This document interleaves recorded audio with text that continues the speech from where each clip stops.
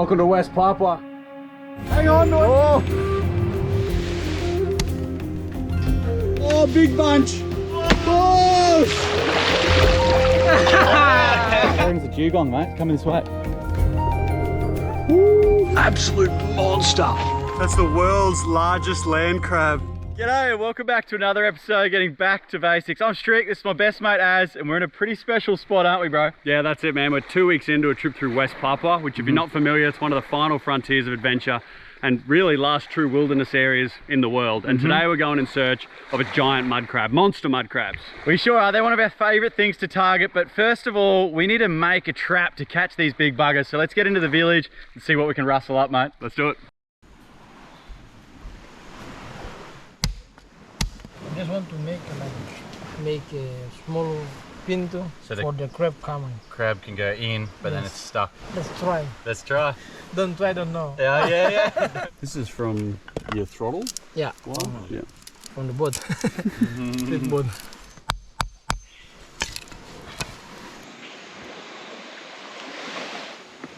What we've got here is some very old throttle cable from a boat, and we've just cut up a length of this.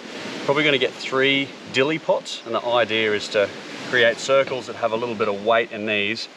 We've got some net or mesh. I think this is from a light grade net, pretty light, and that's absolutely all we have. So we're just rationing that between 3 dilly pots that we'll make. And the idea is to put the mesh underneath and then bait in the middle, which we need to go and catch at some stage. And then the crabs will hopefully walk into the middle, feed, and then we'll pull these up from the top, and the crabs will fall into the mesh net, which we've done successfully in Australia, but it doesn't seem that, you know, anyone living locally here has tried this method before, so hopefully we're successful.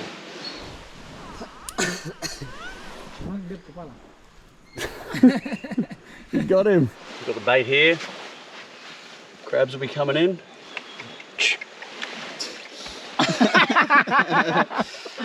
Should go something like that. Big crab, big crab. Yeah, and then what do we just tie rope Yeah. from here, Yeah. and then we'll put small float Yeah. on the top. What are we making here, Hans? For fishing the fish, for like a GT, and sometimes we get the mackerel. Feathers from the chicken and a little bit of like Yeah. bright, shiny sort of tinsel. And Dennis is tying them up to the eyelet of the hook. So we've got everything: float, spear, 3 pots. Yes. Yeah. Ready to go. All right, month up. Let's go get them. Well, I'm excited. It's time to put our traps to the test. Just trolling like a little bait jig type of thing. Looks like a bit of feathers attached to the back of a hook, kind of like a fly that people use for fly fishing. Probably hoping to catch like a little trevally, or they even catch a little tuna with these. So fingers crossed, we'll see how we go. Fish on, fish on. Yeah, Hans. Head into him on the light gear. It didn't take long at all, and Hans has got a good one on. Oh, big one. Hey, small run there. I hope. Oh, yeah.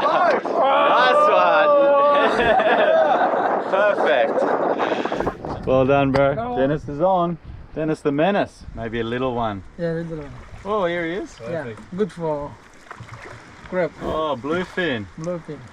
Nice. Pretty special place to have abundance of fish life right out here, straight out from the village.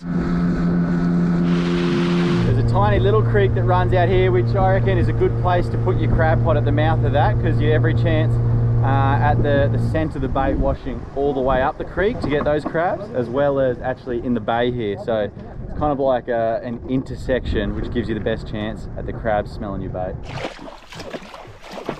Some more stones to hold down the pots. That's pretty much pure fresh water. Maybe our center weight.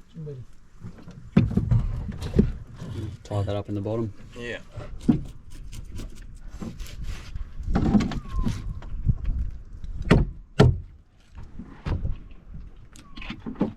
Some for us, some for the crab, eh, Hans? Right here. Perfect, that's it there, mate. Bagus. Alright, the moment of truth. Alright, in there, mate. That's it, only 1 metre deep, I think. All right, we've got our 3 dilly pots set now. We're gonna go find a creek that we can walk up and see if there's any crabs that at low tide that we'll be able to grab. I'm really hoping it all comes through. There's a few unknowns at the moment, so Yeah. time will tell.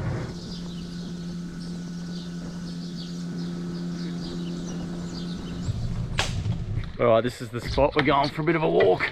Pretty thick mud here, but hopefully the crabs love it. Hans is saying normally the water's really clean here, so you can actually see the mud crabs from the boat when you're cruising through this bay. But as we said last night, there was a lot of rain. Like it pretty much rained from sundown till, I don't know, like a couple of hours ago, which crabs do not like. We'll have a look through here for the next 30 minutes before checking these pots. All right, as always, we're looking for holes here that the crabs have dug and are sitting in to wait out the tide, or at the base of these trees, they find a bit of shelter there. I've got this kind of local spear that I'll be able to tap around in holes to see if there's any crabs in there. And this is always a bit of a race against time when we're doing this, because of course as that tide comes back in, it's going to flood us and flood this bank, so we do have to be sort of in and out pretty quick here. These big pieces of structure often lend itself to crab making their burrows or just hiding up underneath it. So a couple of episodes ago we did find a giant mud crab while Az and I were out camping, so we do know they're in these areas. All these areas, they really haven't had too much fishing pressure, so it does mean if there are some crabs in the mangroves here, there could be some really giant ones that haven't been caught. Oh man, that current is ripping. So this river is flowing at the moment because we've had so much rain up in the mountain. All that fresh water would have flushed the crabs out. Just hope we can find them. Oh, it's a whole lot of mud, but no crabs. Nice big mud mussel. These are beautiful eating. Interested to see whether Hans eats these ones here. Now, this is the first mud crab hole I've seen here, but tide's too high. Oh, no one home. Okay, I'll keep moving on. Dennis, what was it? Dennis has lost us and we've lost Dennis. We're just trying to call for him. One of the last places on earth you'd ever want to get stuck with no way out. Watch out for crocodiles. No. What do you mean no? Really? Yes, not no. I can't believe not one crab. Must be from the rain, you think? I think. So Hans is dropping a fish frame a little bit deeper into the mangroves. It'll draw the crabs to this fish frame, so then we can either grab them or spear them.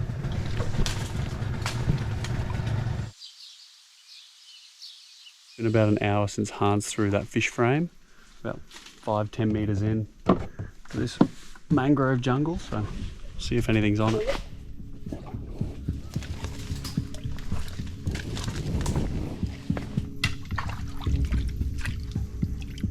Yeah, I see.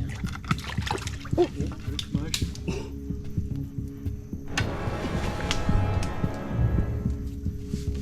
Don't let him get away, Hans.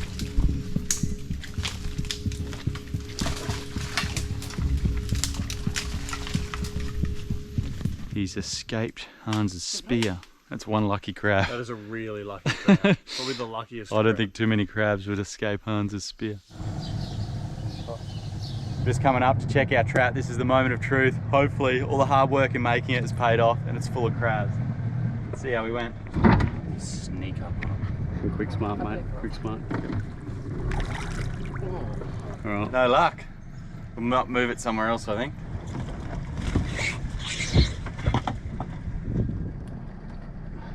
Oh, nothing. It did work exactly how we'd want it to, apart from catching mud crabs, but we'll go and move it to somewhere else in the bay. Hopefully there's more luck there. No luck, none from 3. We're gonna have to move spots, I think. So the tide's now turned. It's meant to be coming in here, but the river is flowing almost like rapids. It's flowing at a rate of knots here because there's been so much rain that it's just been flooding off this mountain and flushing out here. But we're gonna keep going up this river and see where it leads. Hans has just told us this is his old house. The whole family used to live on the riverbank here a few years ago before they then moved out to the coast where they now are. And in here they had like their farm with their fruit and veg and all that sort of stuff going. So he hasn't been up here for a while, just wanted to come and check it all out. This is amazing. It does feel like something out of like the Jungle Book or Tarzan or one of those kind of like children's books or movies that we grew up watching. It's bloody incredible exploring it like this. The river is getting more and more narrow as we go up, and the canopy is enclosing over us, but it's unreal. Az has just had the drone in the air and it's just like lush rainforest as far as the eye can see. This is really, really cool. Hans was just saying, oh, hopefully we see the big crocodile. There's a big crocodile up here. And then yeah, Dennis jumps in. Oh, geez. Oh, what was that? He's giving it some herbs. Hang on to it. Oh. See you, Dennis. Yes. Jeez, big Oh, big log, Hans. See you, Dennis. See you, Dennis. Thanks, mate. It's been a really great week. That's where Hans and his family used to live. No roof, just a structure. Hang on. I'm more worried about Dennis. We haven't seen him for a while. Dennis! Right around. We've had a crash landing. Oh, there's a rock here. Yeah, big log there. And we're sitting on the bottom here on the mud. Yeah, we're freeing up now. Oh, we're on that log. Oh, here's Dennis now. He's just come around the bend. You can see him splashing in the distance. Come on, Dennis! Jeez, imagine getting lost up here. It'd be a long, long swim home. There you going, bro? Bagus.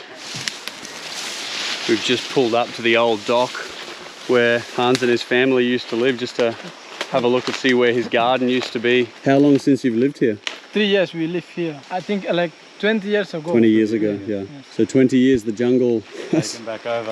Yeah. We sleep and then big snake coming. Big snake? Yes. How big? Like a python, 5 and 6 meter. 5 and 6 meter Yes. python. And then one time we killed one snake. So we just have 10 people for hold the snake to 10 drop. people? Yes, 10 Really? people. Yes. Is that your bed there, Hans? Yes. Must have been hard work to bring all the wood and all the material No, in. we don't use the Nile, just use this one. Just that vine. Yeah, like I saw you on the mountain. This one. Oh, okay. It's, So no nail, No just, nails. just wow, strong, hey? That's lasted maybe 30 years. Still Yes. strong. Strong. This here is a salak tree. I've never seen one this mature. This is a 20-year-old breadfruit tree that was next to Hans's house when he was a kid. This was the platform here at the base of this tree where they lived sort of in the tree canopy. They had a tree house. We start to make a noise from over there to here, so the all fish come and move to the net. Yeah, okay, okay, that's where they Get trap their the- fish. Hans has insisted on going up his old coconut tree from when he was a boy. We're like, oh mate, it's pretty wet and mossy and slippery from all that rain, but he's insisted on giving it a go. Be careful, bro. I think he's up there, mate. I think he's going to get them down. These green ones, if they hit the ground, they'll smash open on the inside, so we've got to get them in the water and then get them before the current takes them away. Okay, ready? Yeah. Oh, he's just about to cut. Oh, big bunch. Oh! Woo! Oh. Yeah. All clear. I think Hans's motto is no coconut left behind. He's just cleaning out this tree. Yeah, the last 30 years of coconut growth paying off right now. Whoa! He's dropping his nuts everywhere.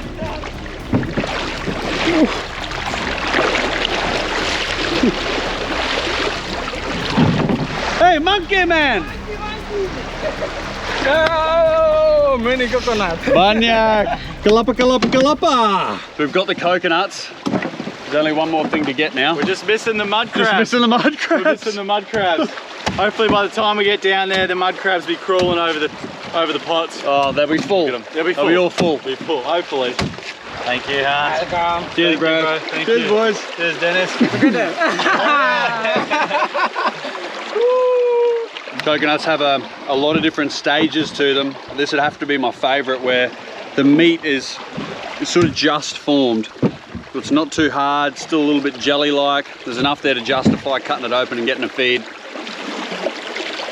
And really, really sweet. So we're looking for bush lemons, Hans? Oh, it's fresh water running out here, hey? Yeah.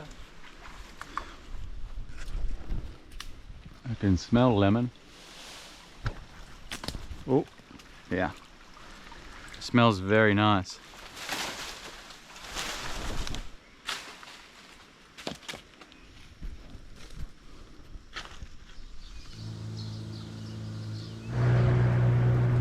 There's beautiful coral all through here. Come on, come on, come on, you. Oh, it's been nailed. Oh, baits. Yeah, we've been baited. Smash the Yeah. bait. That's a promising sign. Look, they got the bait. Oh.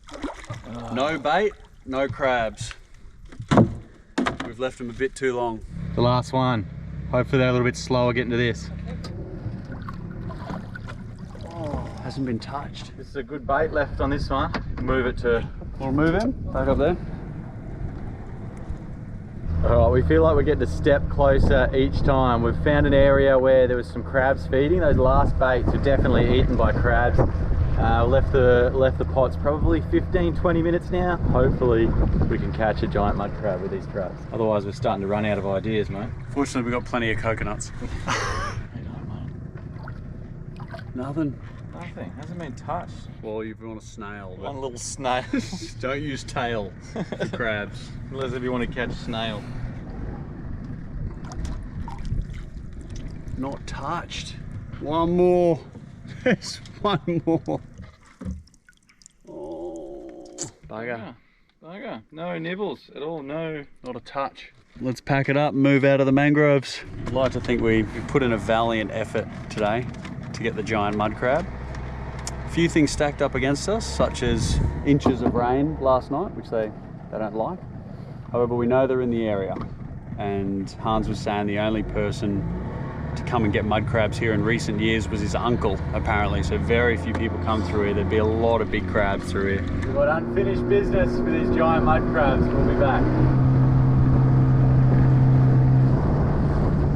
We've just seen a monster mangrove jack chase some mullet out of some of these mangroves here and smash it right on the surface. So we are going to duck out of here, go and pick up some live bait and come back and see if we can catch one of these big jacks.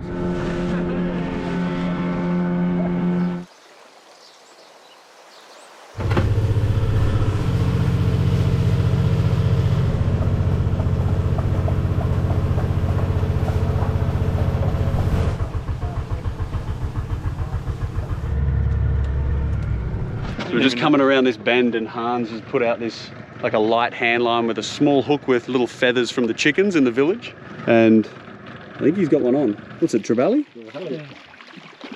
Hey! Yeah, there's that hook with the chicken feathers and that little bit of tinsel. Well done, bro. I didn't even realise he had it in, mate. Yeah, for 1 minute, like less than a minute. He just put it out and then started pulling a fish in. So thinking of picking that.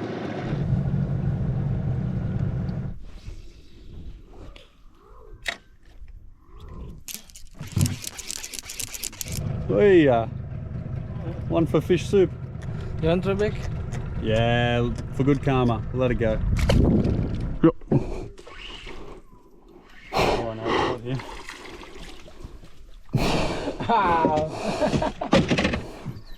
Hans is on again. How does it feel, mate? Big or small? I think small. Yeah. Yeah, we're on. We're on.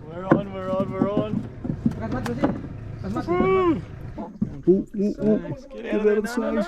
Oh, what happened there, man? He just swam towards the boat and darted in on the edge. I couldn't keep up with him and he just tapped a mangrove root and cut it. Hans is just putting out the trevally that we caught before on a really big hook on wire onto rope, and he's setting a trap for a saltwater crocodile. Now this is a really controversial topic, particularly back in Australia, but we're certainly in no position here to tell him what to do or what we think or judge. We're just sort of along for the ride. Strick and I this afternoon, but supposedly Hans tells us that there's a bit of a troubled croc that's been sniffing around the villages, and they've got a lot of little kids that are playing in the water there. They've had a couple of dogs taken recently, so he wants to be able to thin a couple of them out.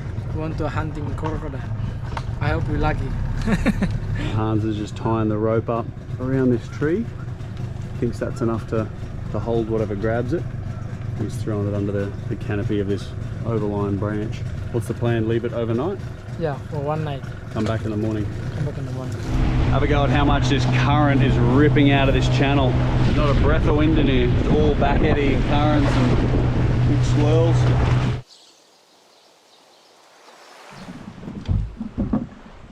We got real lucky earlier in this trip with catching one of the biggest mud crabs I've ever seen a couple of weeks ago. So we know that they're around here.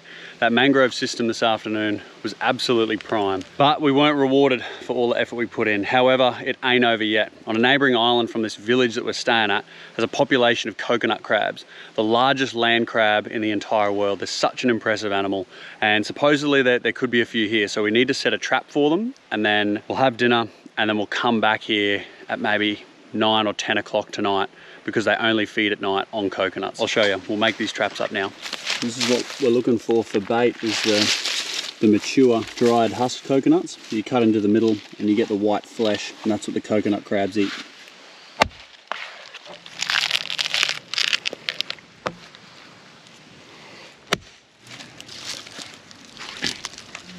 Some for the coconut crab, some for us. Is this a good spot for the coconut crabs? Yes. Huh? Yeah. You think they live up on the rocks here and then they come down to eat the coconuts? We just put this on here, like this, Yep, so some line around the dried Yeah. coconut husk. and here.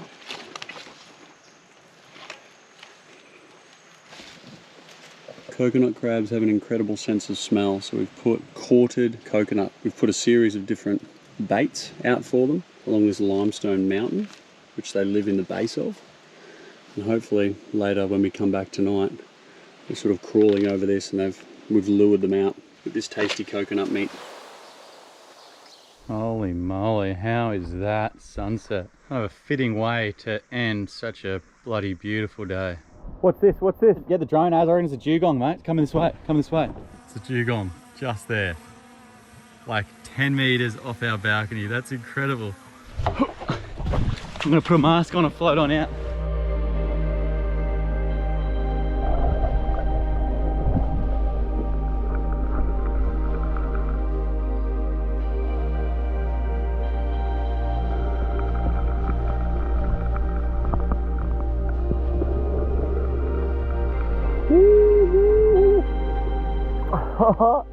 Epic.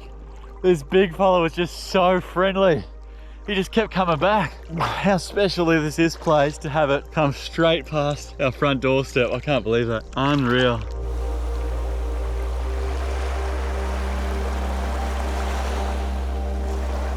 There's bait jumping everywhere. Oh, we've just pulled up, nosed up onto this other island after dinner. Let's see if there's any coconut crabs. What do you reckon our chances are, mate? Well, we're due, mate. We're due. I tend to think that if you try hard enough, you'll eventually get rewarded, and hopefully now is us about to be rewarded. Hans has just run off into the bush. Oh, he's taking the coconut there, is he? He's all hidden in the rock, is he? Yes, you can't. Yeah, just his claws sticking out. The rest of his body's hidden in the under the rock there. Too late. Yeah. Yep, got him. Oh, mate, that's a beauty. Oh, jeez. Well, she's pretty quick. Yeah, very quick. Dennis has got one in his sights. Oh, careful, bro. It's the two different colours. Apparently, it's depending on what they're eating will dictate the colours. This one's like an electric blue purple, and this one's got more oranges through it. Amazing colours. Alright, you two, it's your lucky day. You're not coming home for dinner. I can't get over the patterns on the back. And they just tuck up into nowhere and just disappear. I think we got one here. Absolute monster! That's probably the biggest coconut crab I've ever seen. Careful, mate. Careful. That's ginormous. That's a big one. That's a big one. And there it is. That's the world's largest land crab. We've had pretty shitty luck all day trying to find a giant crab. But there it is. It couldn't have ended the day any better. Look at the colours, look at the claws on it. I'm literally struggling to hold it right now in my hand. It's that strong, like the muscles in its back. And where I'm holding it is the only safe place to do so. And it's like crushing me in between its legs here and pushing up to where my fingers are. But have a go at it. We've got a giant crab. Finally, we got the giant crab. These guys here are actually listed as a vulnerable species though. We're not gonna eat this one. we're gonna let it go. That is such a big crab.